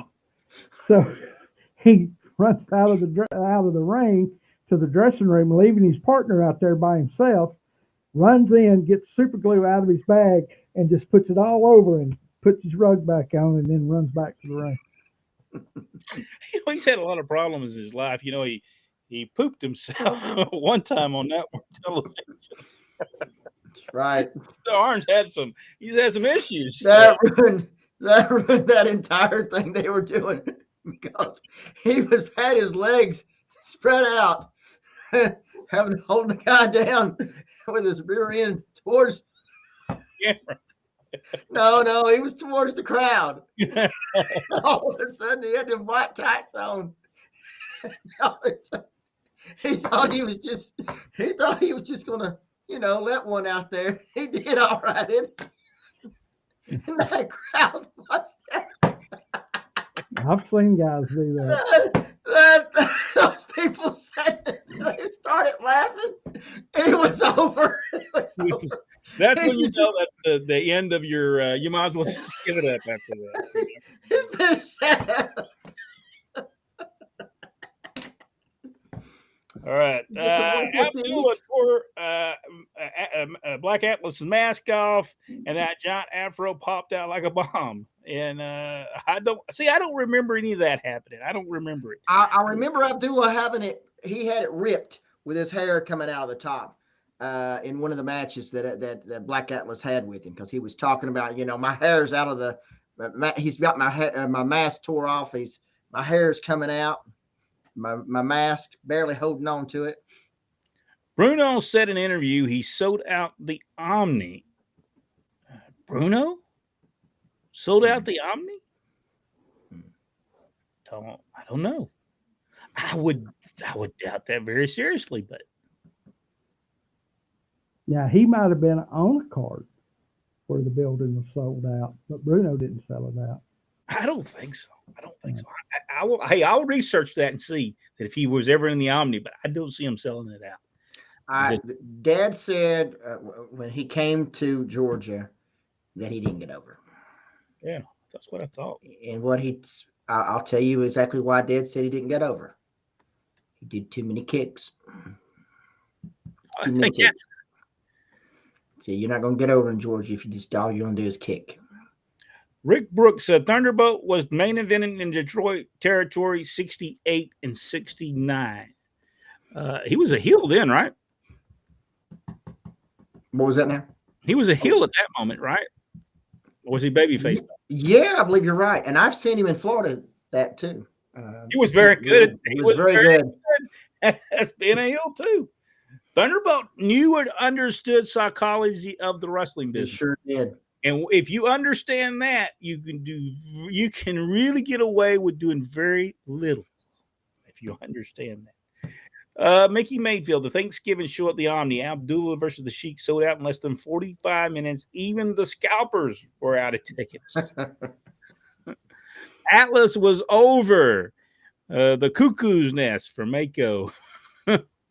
Not when we knew him. I think that came later. I don't think when we knew Tony, he was great. And Dad never said anything about Tony being difficult. You know what, Brian? I tell you what we need to do. Since you do yours on Tuesdays and we do it on Tuesdays, one week we need to just combine the two shows. I think you can do that, can't you? Sure, if you're on the same, I guess if you're on Restream, and we could combine them, just have one tremendous extravaganza of a show. As a kid who grew up loving heels, I hated Tommy Rich. That's how good a babyface he was. As a matter of fact, I have a little piece of information that I haven't even talked to you guys about yet about how professional wrestling tied in to Fidel Castro taking over Cuba. Whoa! Hey, save that for next week. We'll use that next week as a. One of Ken Tim's sons actually sent me all that. All right, we will have. Hello, gentlemen, from Dr. Phil Bulgrice. How you doing, Phil Bulgrice?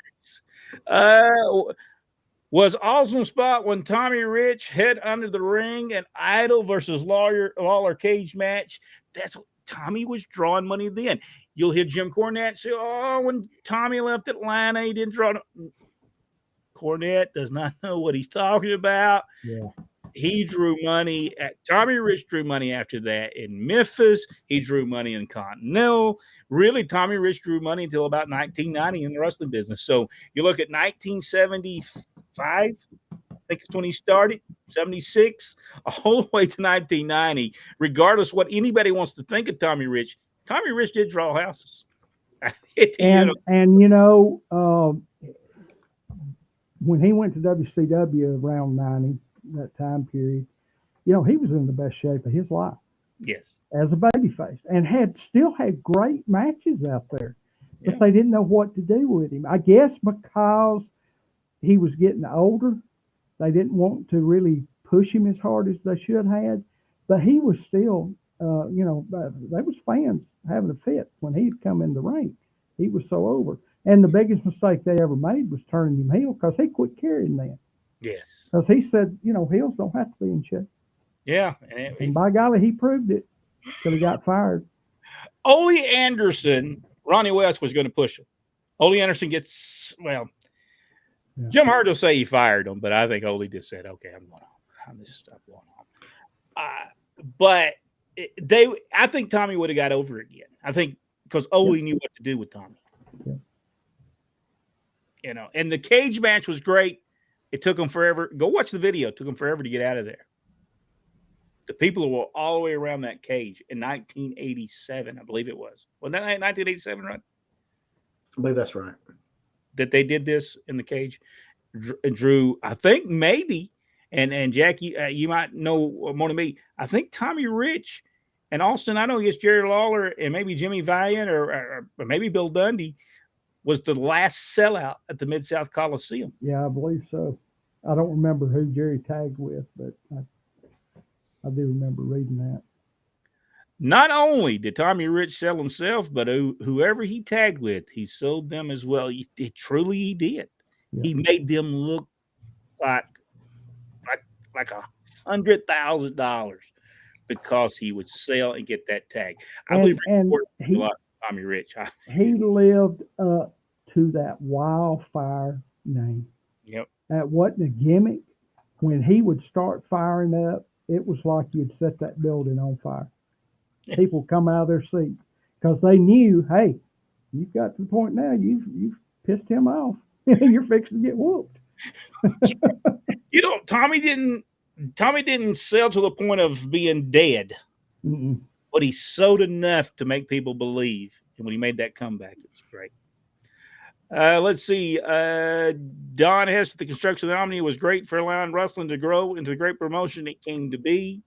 The Omni was a great location and it made a lot of money, but I just didn't like you know what I think it was? I think I needed glasses back in those days, and that ring was too far away for me to be able to see what was going on. Rich needed to tone his body, a few push-ups. Well, back in that run we were talking about, late 70s to 80s, he was in shape. I mean, he wasn't a bodybuilder by any stretch of the imagination, but he looked like a natural athlete, which is what he was. Yeah. And that got him over.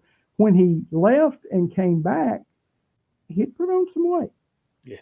And I think that's another one of the things that hurt him. Yeah.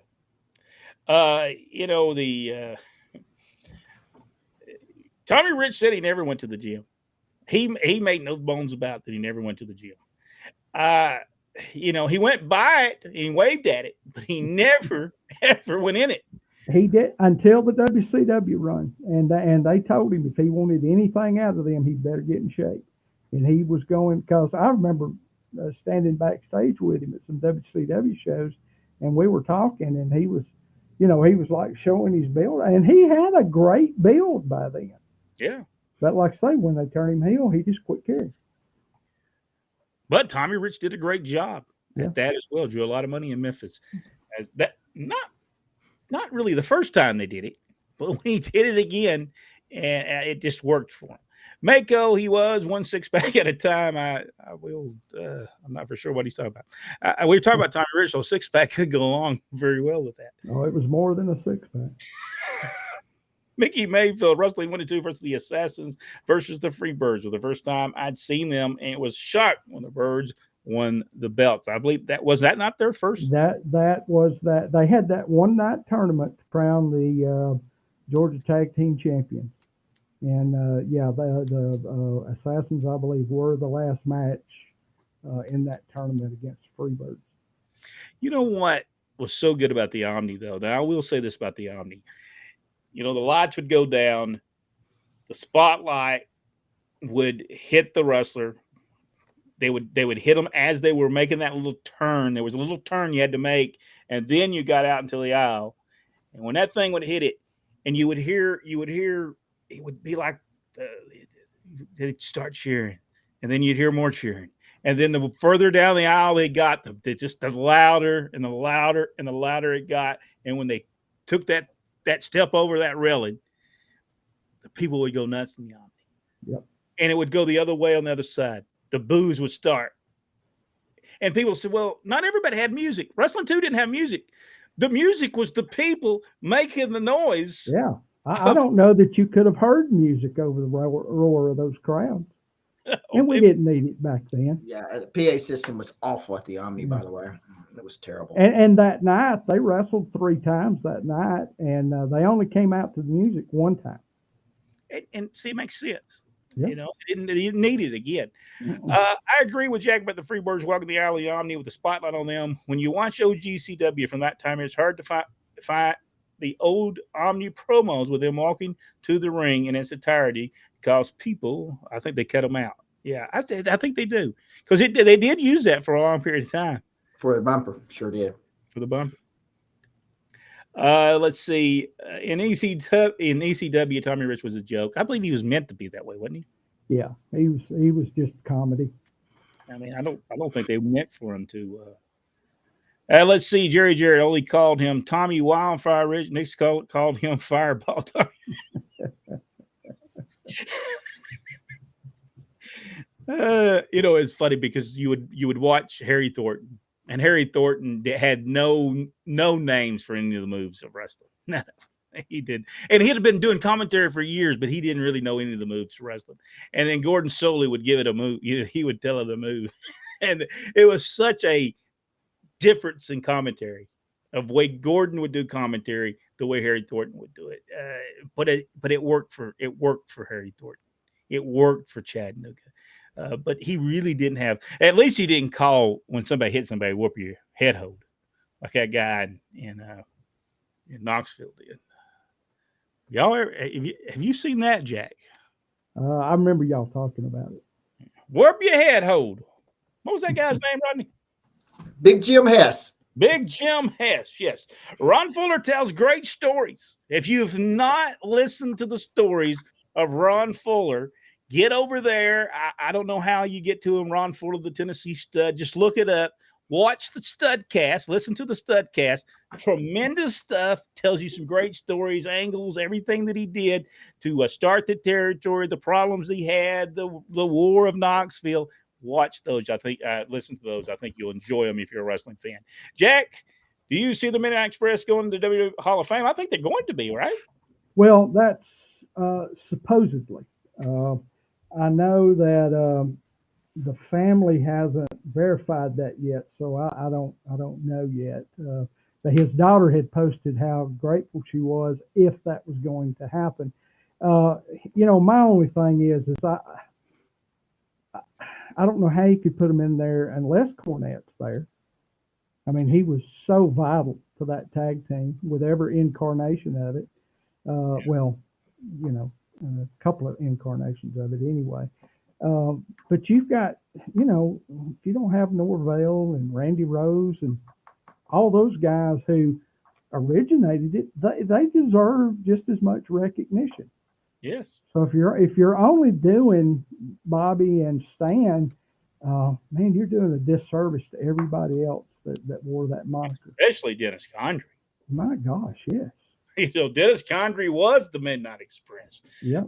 Let's give it to him. He was the Midnight Express. He was Jim Cornette is not the guy that developed the team. Dennis Condrey is the one that developed the team, and without him, it makes no sense whatsoever. As well, what worked in Atlanta wouldn't work in Macon. Yes, Mickey, and I think that's the reason wrestling is not as successful today as many people watch it, because it doesn't work everywhere.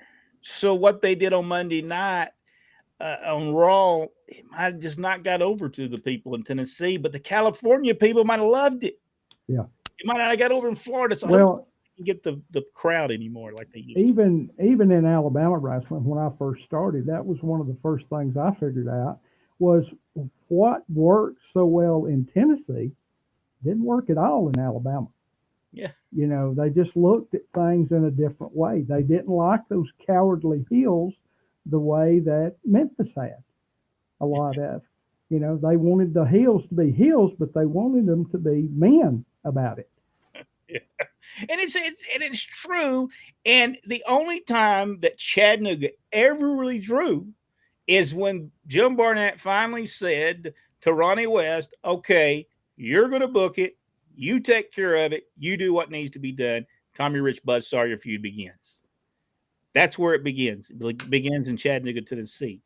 Ole Anderson didn't start it. It was started in Chattanooga, mainly because they didn't want to send Tommy or Buzz to Ohio anymore because it was costing them a fortune to get both of them out of jail everyone.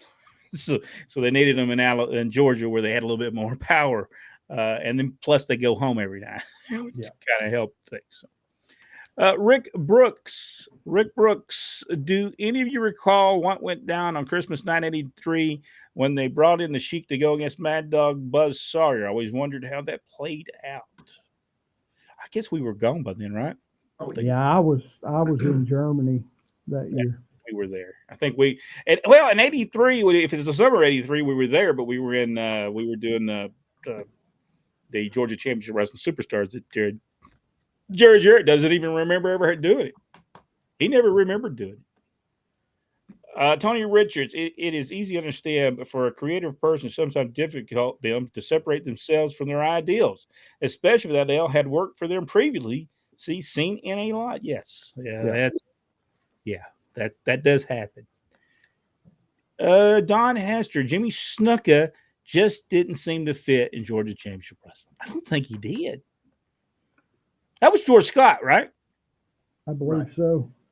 And I think he would have fit as a babyface. Yeah. But as a heel, he looked too good. He did. You know. He made everybody else look bad. Yeah. Hey, the time that we were there, Kevin Von Erich was there. I never seen any, people always say, well, the Von Erichs were on drugs and stuff. Kevin Von Erich was never messed up in Georgia. So, I don't know what they did in Texas, but Kevin Von Erich was there for maybe 2 months, 3 months, and he was never messed up. Never came in messed up. He was always professional. He always did what he was asked to do. So I don't know what, So all I know is that every guy that ever worked with them in Texas had nothing but good stuff to say about them. Yeah. I mean, as far as derogatory, if you want to say this, was they worked tight, stiff at times. But, it's according to what territory you were in, whether that happened or not. I think Kevin could have got over there. I think his interviews in Georgia.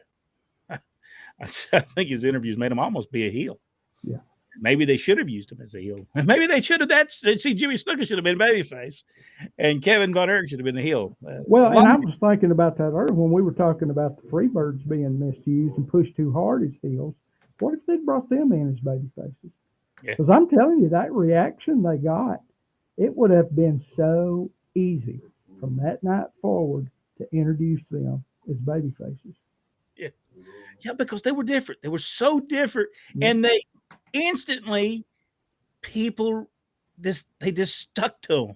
That's what's incredible about the Freebirds. What was the time period years Buck Robley booked Georgia? Was that be about 81, Rodney? Yeah, it's 81, later in 81, I believe. Yeah. I think so. About summer, it seems like. Did Buck Robley do any booking in Alabama when he left Georgia?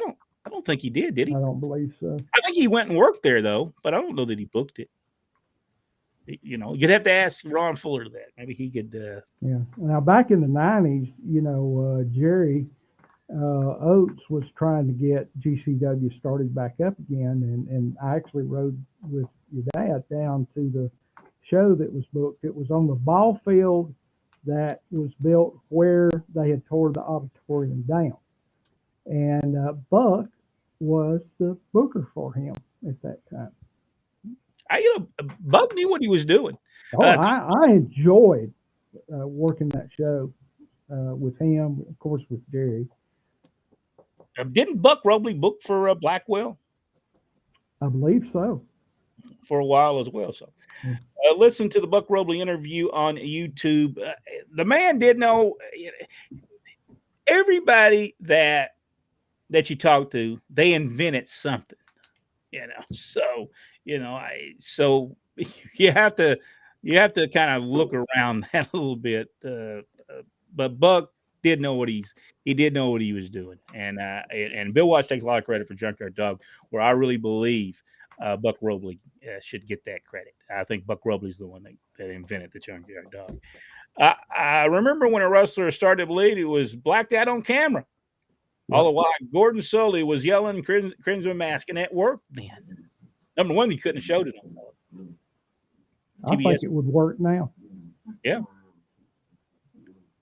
What's up, crew? From Walter. Walter, we're just talking Georgia Championship Wrestling, and I talked about Jerry Jarrett. Jerry Jarrett was a close and dear friend of mine. It's difficult to form relationships with people inside the wrestling business, but Jerry called me, emailed me, and had many, many discussions with me. Jerry Jarrett was a tremendous promoter. Tremendous.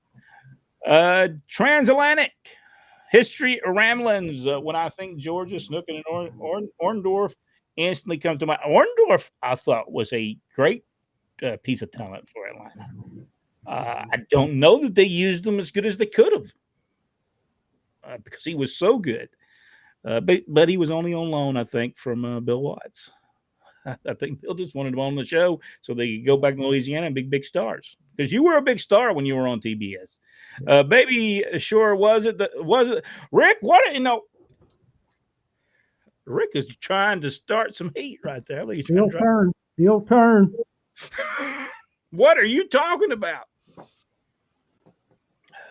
All right, I'm over it. He was a dear friend. We talked about business in general and business principles. Then we did wrestling. Just as I felt about losing my dad last fall, I am glad Jerry is not 70. I believe he. I'm not. There's more to that. Jerry was born again, a believer, so I know where he is tonight. Glenn Allen Shelton, MLW on Reels tonight. Yeah, Reels. I could not remember what station they finally got to deal with. But Don Wilcox. Loved Roddy Piper and Gordon Soley as announcing team. Oh, my goodness, they were so good together. Piper was just a breath of fresh air when he came in. He was so good. The first time we listened to him, because, see, we could hear him. Very rarely could you hear Gordon Soley doing commentary when he was, because we were always sitting on the other side of the set. But you could hear Piper and everything he was saying. And the way that he was doing it, and the way that he would just, man, he was just tremendous at that. They just didn't, when he started wrestling, they didn't tell the story enough that he was a wrestler. I agree with Michael Hayes when he said they should have told that he was a wrestler and showed matches. I think that was a mistake. Yeah. Piper and Gary Hart was hilarious together, and it wasn't never written. None of that stuff was written. They just went out and did it. They kind of had an idea of what they were going to do, but Buzz Sawyer, my all-time favorite, Buzz Sawyer inside the ring, when he was on, there was nobody better than Buzz Sawyer. He was so good. Daniel Perez. Jack, can I ask these guys about Grizzly Bones promotion? MWA Wrestling had in TV in 1989. Yeah, he had asked me about that, and I know that Grizzly had a promotion for a while, but I don't really remember much about it. I don't think I remember anything about it. Hey, we'll look it up though. Maybe we'll look it up and I'll remember it.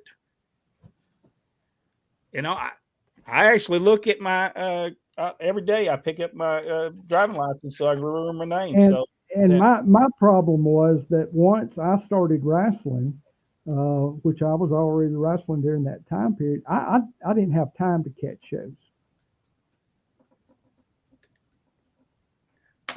Mickey Mayfield. Every time I hear the name Kevin Sullivan, all I can think of is that workout video when he was training with Tony Atlas and they were running in Piedmont Park. It looked like the little kid running.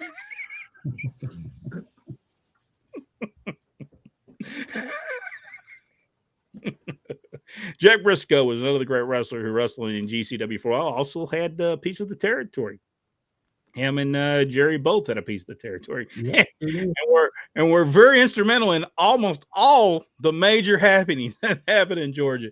If there was something going on, Jack and Jerry Briscoe, they've been involved with a lot of things. You remember they're involved with the thing with Ernie Ladd, where Ernie Ladd evidently beat them both up, took them both to the hospital so they could get help. But Jack is right. I just turned 68, and I would watch the old stuff. I'm trying to get them. I have contacted the WWE Network. I have contacted people that's over the programming to see if we could at least talk about and put together stuff with the old school wrestling stuff. Don't really care about any of the new stuff.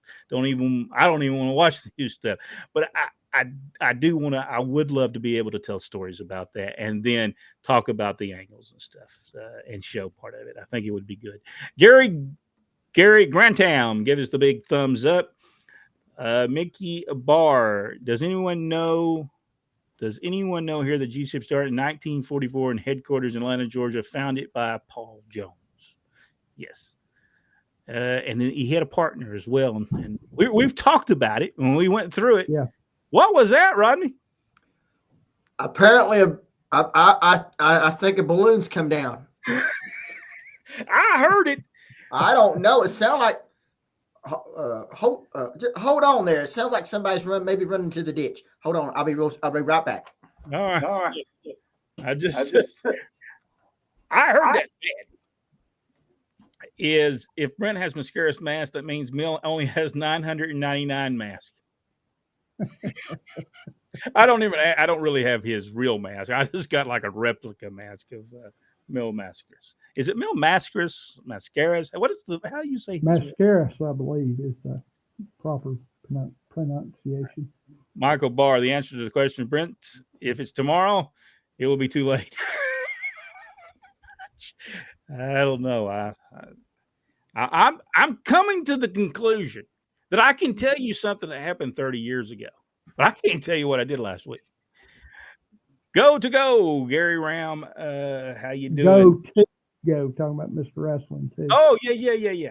All right. Of course, now back in the day, you didn't add anything to it. You just chanted two. That's true. You didn't have to. Hello, gentlemen from Doug Masters. Everyone, Doug Masters. Doug. Get over there to Doug. Watch his interviews. That he one of the good guys out there, and one of the few podcasts we actually endorse. Yes, we don't endorse a lot, but we do endorse it. Mako, you're wrong. It wasn't hardcore garbage. It was much more than just hardcore. Come on, man. I don't know for sure what he was talking about. By the way, apparently it was just the wind, and it's really getting it out there right now. I mean, you can hear this going, whoo, whoo. This is sounding bad. Imagine that. Can't trust your own ours to keep things. That was something. That's funny. That's funny. That video. Mako, quit upstaging me. I'm the comedian here. Dr. Philbo Grice said, I heard Big Show said he pooped his pants in the ring. That's horrible. Gary Wayne, good show, gentlemen. Thank you so much. Hey, that one guy said we were boring, but he didn't give us time to build it. We build things around here. Old school. Maybe we can get him back and we can start slapping our legs to get him fired up. Yeah. That's how we'll just do the high spots from the beginning. And we'll do the cage match at the beginning of the night. So then we have nowhere else to go. I should have led with the John Moxley joke. Bruno versus Tanaka. This is your good friend George Lambert. Bruno Tanaka for the WWF Championship was the semi-main, the Omni, April 25th, 1975. Andre versus Abdullah was the main. So what you're trying to say, because we're simple people here. You're saying Abdullah and Andre drew the deal. Bruno was just there. Is that what you're trying to say? Now, maybe he's gone already. Well, there's no doubt that Andre drew. This is true. Absolutely no doubt. Do you think Ric Flair is finally done, or will he try to do? I don't think he'll try to do it. I don't know. He keeps talking about it. I hope he doesn't. The Ding Dong Show is the best thing on TV. I'm not for sure. Are we the Ding Dong? Hey, speaking of the WCW Ding Dongs, I'm now in contact once again with both of them. Hey, there you go. The old Ding Dongs. Are the WWE going to break up the bloodline? Will it run like the NWO Wolfpack? I think once they end it, they'll end it. I really hope that they don't. Do. I think we've learned our lesson from the NWO about splintering off from a core group. Hey, did I call you Mickey, Michael? I think so. I'm telling you, so y'all don't get upset. I'm trying to tell you. I remember. I can tell you Wrestling 2 angles. I can tell you Tommy Rich angles, but I can't tell you what happened last week. I can't tell you. I'm telling you. And you know why I think it is? Because I don't really care what happened last week. I think that was the problem. I think that's the deal. I just went crazy. I'm ready for the next cruise. I'm not going in April, by the way, so I'll be here. I'm not going. I decided that I wasn't rich and I didn't need to go again. And so I won't go again until February. So, Rodney, final thoughts on tonight. I believe we've got her all wrapped up here this evening. I can tell you that. I believe we do. Yes, I think we're 2 hours now. We went 2 hours. Jack, any final thoughts before we leave? Nah, just man, I'm telling you guys, we have missed y'all while we were gone, and just y'all come to have fun, but that's what we do too.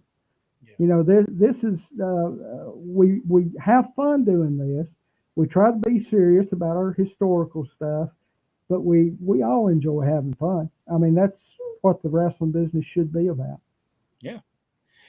Thank you so much for being a part of Pro Wrestling Inside and Out. We certainly do appreciate it. We're building every week, and we certainly do appreciate it. We'll see everybody next week as we continue talking about the history of pro wrestling. Charlie Platt, the host of Gulf Coast Championship Wrestling Continental. I just wonder this week on SmackDown if we're going to have another contract signing. I love those. We're going to have one of those next week. We're going to make a match between Jack and Charlie Platt, and we'll have a contract signing. I was thinking that they need to do more contract signings. Yeah, I'm out for Charlie. He has better comebacks than me, and I don't appreciate that. We'll see everybody next week right here on Pro Wrestling Inside and Out.